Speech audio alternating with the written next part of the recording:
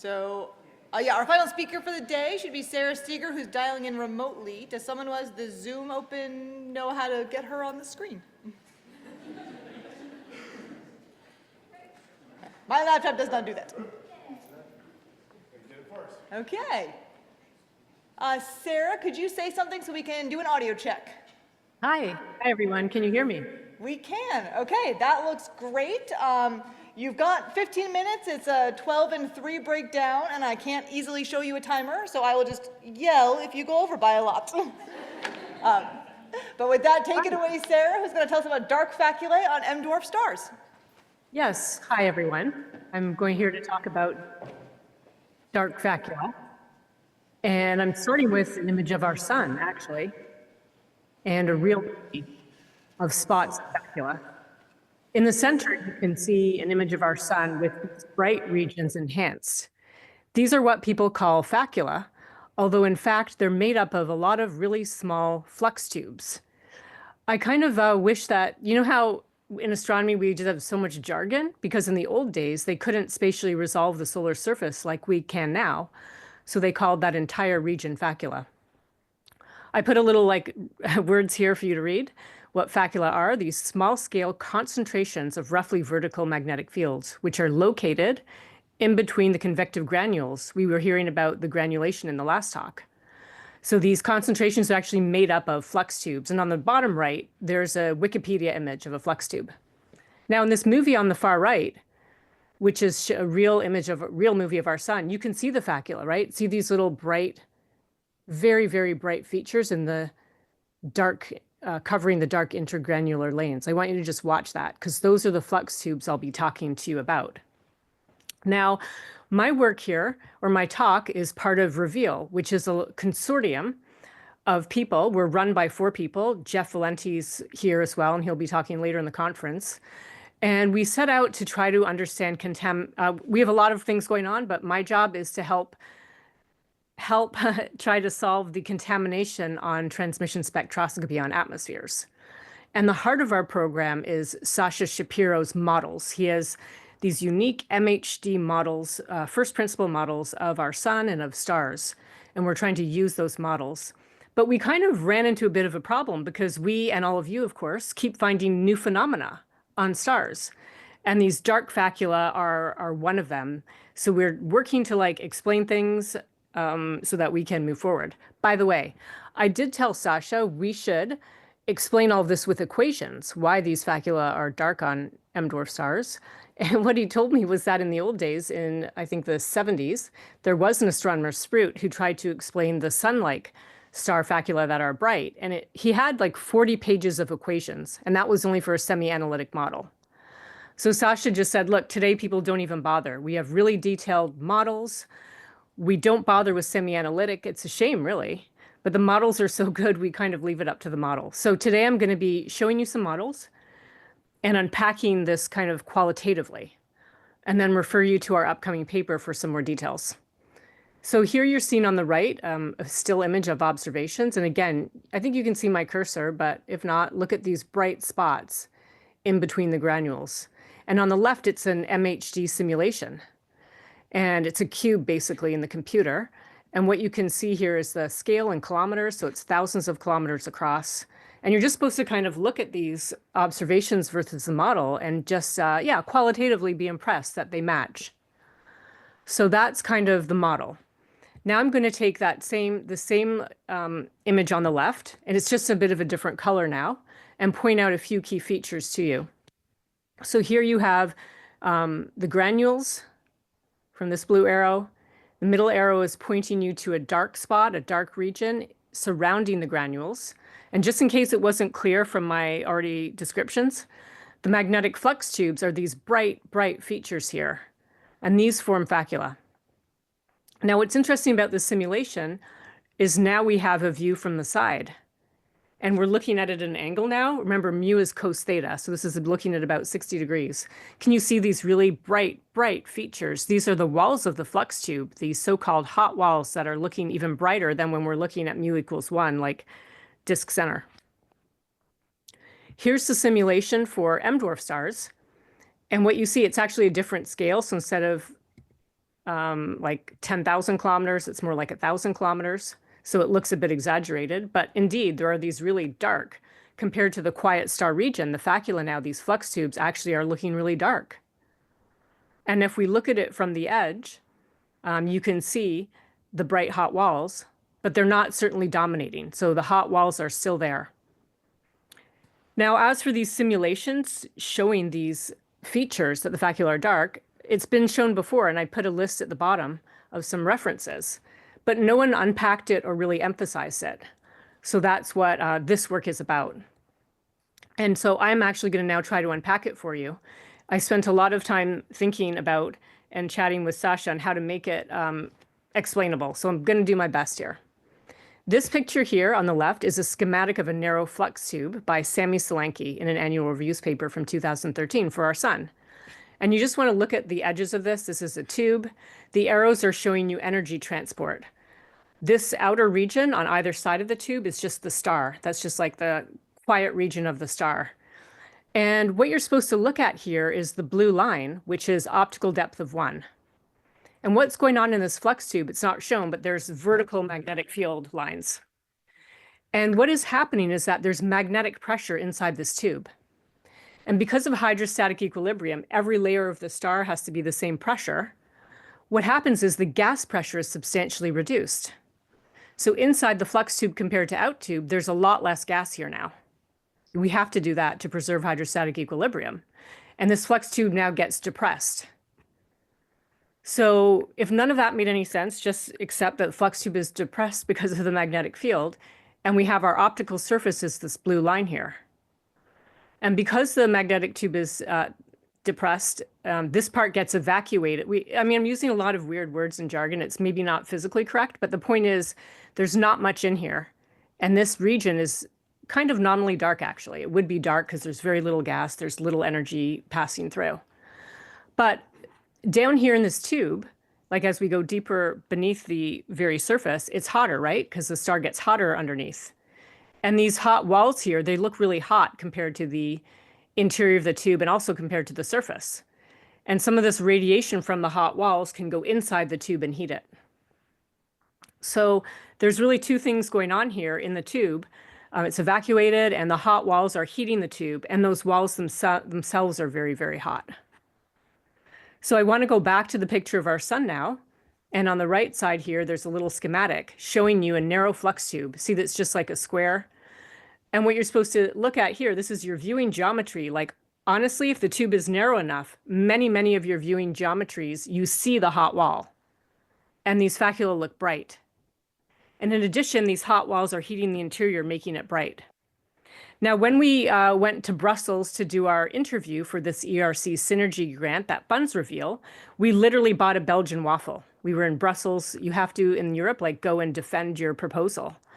And the waffle, you know how waffles have walls? So if you're looking at the waffle straight down, it may look different, but slightly off to the side, you're going to see the walls of the waffle. And those walls are like the flux tube walls. So I also wrote it out here. The narrow flux tube interior is heated by the hot walls. Additionally, because the tubes are narrow, most of our viewing geometry is dominated by the hot walls. So please accept this oversimplified description of flux tubes that make up the faculae on our sun, because I'm now going to move to the M dwarf star. And for these M dwarf stars, the tubes are different. They actually are much wider and shallower. And this has to do to log G and to convection. I'm not going to unpack that for you. Just please accept right now, and it comes out of the simulations, that the flux tubes are wider and they're shallower. So in this case, because they're shallower, we're not looking to a really hot part of the wall. And in any event, the temperature gradients are not as steep on M dwarf stars as sun-like stars, so the walls are just not as relatively hot. Plus, because the wall surface area compared to the volume of the tube is much smaller than for the narrow deep tube, the walls also cannot heat the inside of the flux tube. So it's fundamentally a very different situation geometrically, and also in terms of the radiative heating by the hot walls. So I wrote down here, wide shallow flux tubes instead of the deep narrow tubes. The interior cannot be heated by the hot walls because there's too much volume per surface area. And because the tubes are wide and shallow, most viewing geometries are not dominated by the walls. Now in the simulation on the left, the top left, it's looking straight down, so into the disk center. But here again is mu equals 0.4, about 60 degrees. You can still see the hot walls, right, that come out of the simulation. The walls are definitely hotter than the surroundings, but it's not enough to dominate the viewing geometry or to heat the interior. So on M dwarf stars, the facula are darker than the quiet region because they've been evacuated by the magnetic pressure from the magnetic field. So that is basically as simple as we could make it for you. In our upcoming paper, we didn't write the 40 pages of equations, but we have some heuristic arguments and some physically motivated equations to help explain this idea. So if you can look at that later and dive into it when our paper's ready. There's a little metallicity effect. It's pretty minor, so I'm not going to mention it. I just wanted you to know that metallicity also plays a role. Okay, so the question you might be wondering is, what effect does it have on contamination of transmission spectroscopy? And here I'm showing you contamination in parts per million. So, 20 part per million would be tiny, 100 part per million would be too big compared to our observations. And this is showing you for a 10,000 part per million, that's a bit of an awkward number, but like a 1% transit for different star types, G2, K2, M0, M4. And we're assuming 20% of the star is covered by facula. In this case, spots are left out just so we can see the effect. There's an equatorial belt distribution and about 20% of the star being covered. And you're just supposed to take a glance at this and see that the negative number means it's bright. So we're seeing about a 20% to 20 to 40 part per million effect from G2 and K2 stars. And up here you see the M4 simulated version is showing you very small effect, and it's dark. We've also made this simple contamination calculation for polar spots, or polar facula rather. And this, if you have time to look at this talk in more detail later, or look at the paper and look at the figures, the M dwarf, the dark facula, they only weakly depend on where they are. Whereas the brighter facula, because of the hot wall effect, they tend to be more prominent when the G2 star has the facula at the edges of the star. Okay, so you can just absorb this for the people who work on atmospheres and see if this number is a problem for you or not. By the way, the facula have their own spectral features. They can't be represented by a brighter or cooler star. To summarize, MHD simulations show that facula are darker than the quiet star region for M dwarf stars. This is in contrast to the G2 dwarf stars where facula are brighter and for which we've based our paradigm. The G2 dwarf star flux tubes are narrow and deep. And the hot walls of the flux tubes, they not only heat the evacuated interior, making it bright, but these hot walls are also directly seen from many viewing geometries. The M dwarf stars have wide shallow flux tubes, so the tube wall is small compared to the volume, and it's ineffective at heating the interior of the tube. The shallowness means the flux tube walls are not seen by most viewing geometries. So I'll just summarize by saying, we have to know thy star to know thy planet atmosphere. Thank you. Very good. Thank you, Sarah.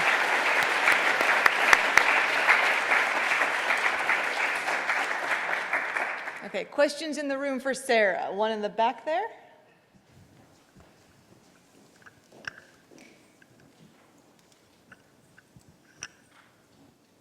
Hi, very nice talk. I'm Caroline Piore-Legoyep from the University of Chicago.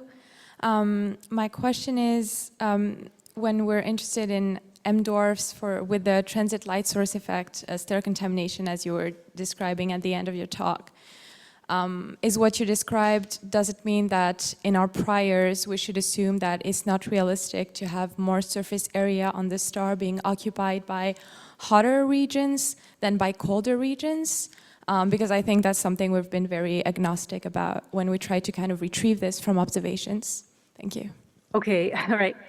There's a lot going on right now, and we haven't unpacked it all. And I doubt that anyone in the audience has either, because for what we're talking about is, some of the late M dwarf stars, they appear to have a lot of bright regions, and they still may. They still may indeed have a lot of bright regions. All we can say right now is they're not from facula. They could be from something else. So we don't have enough knowledge to populate your prior right now.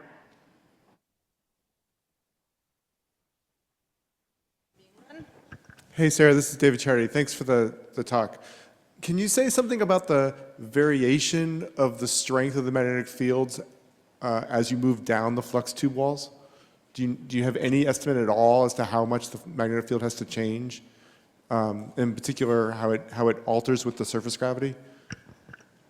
Well, as far as I understand, it's separate from the surface gravity, this flux tube magnetic field. I think it's fairly constant throughout the flux tube, but I will check that, and if that's incorrect, I'll get back to you. The surface gravity and the magnetic field are separate things.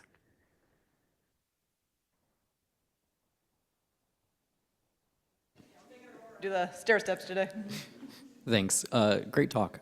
So you commented that the faculae have different spectral features than a hotter or cooler photosphere, which I believe you, but do you know what the principal driver of that is? Is it just NLTE effects or? Yeah, principally, it's just like the physical structure in 3D. And the way that we calculate these spectra are we do the MHD, magnetohydrodynamics, to make like the 3D structure and then kind of ray trace through it, if you will, using radiative transfer. So I think most of you know that in an isothermal atmosphere, so if you had no temperature change, you would have no spectral features in LTE. And so, depending on your temperature gradient, like a very steep temperature gradient, you'll have much more prominent spectral features than a shallow gradient. So now I want you to imagine a complicated 3D structure now, where it's not just all uniform. And that's why you end up getting unique spectral features, because it's a weird jumble of temperature gradients within the different cells we're calculating.